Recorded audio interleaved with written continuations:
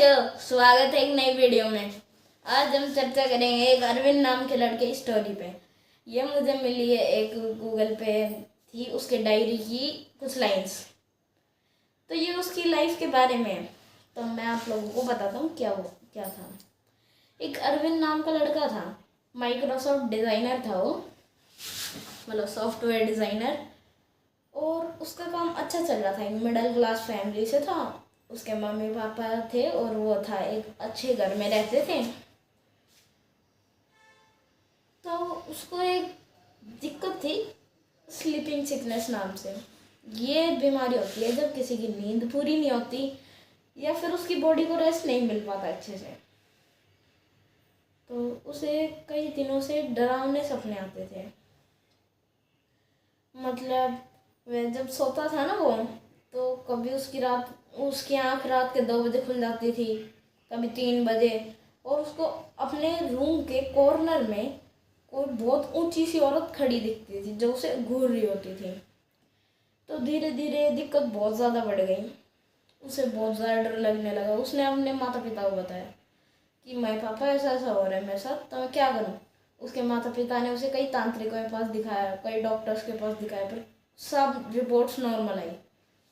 तो धीरे धीरे ये चीज़ बहुत ज़्यादा बढ़ गई।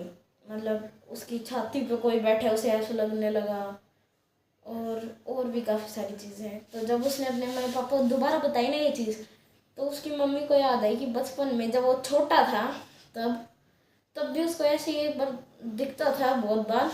तो उसने एक हवन करवाया था उसकी मम्मी ने, ताकि उसे ये सारी चीज़ें ना दिखें, पर उससे कोई खास फर्क नहीं पड़ा था। तो अब ये दिक्कत दोबारा शुरू हो गई थी। तो वो बता उसको ऐसा लगता था कि वो जो दिखती है ना औरत, वो उसको अपने साथ ले जाने आएगी।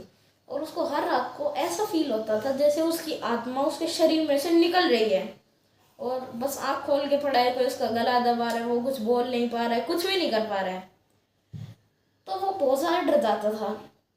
धीरे धीरे उसने लोगों से बोलना बंद कर दिया, खुद एक कमरे में ही बड़बड़ाता रहता।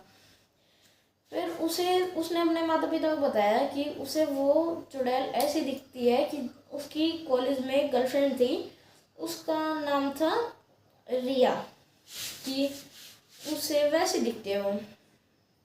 तो अरविंद ने बताया ये सारी चीज़ें, और अरविंद ने फिर उसके बाद अपने माता पिता को पूरी स्टोरी बताई कि वो जब छोटा था, उसका एक दोस्त था रोहित, वो दोनों अच्छे क्लासमेट थे। स्कूल के बाद रोहित किसी और शहर चला गया था काम से।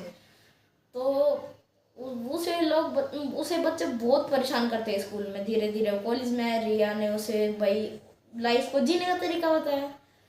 धीरे धीरे उसने रिया से बोलचाल कम कर दी, उसके फ्यूचर का, करियर का उस पर प्रेशर आया, तो उसने बोलचाल कम कर दी, उसके फ़ोन काटने लग गया।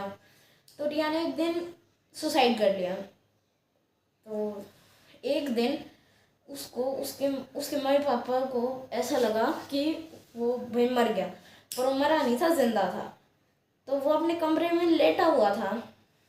अगले दिन उसने सारे गेट वगैरह सब कुछ बंद करके वो कमरे में लेट गया, और उसके कमरे से ऐसी स्मेल आई जैसे कुछ सड़ रहा हो।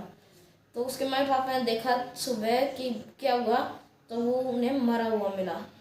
तो ये थी पूरी स्टोरी। मुझे स्टोरी उसकी डायरी से मिली थी। स्टोरी अच्छी लगी हो तो लाइक करो, सब्सक्राइब करो। Thank you for watching, bye.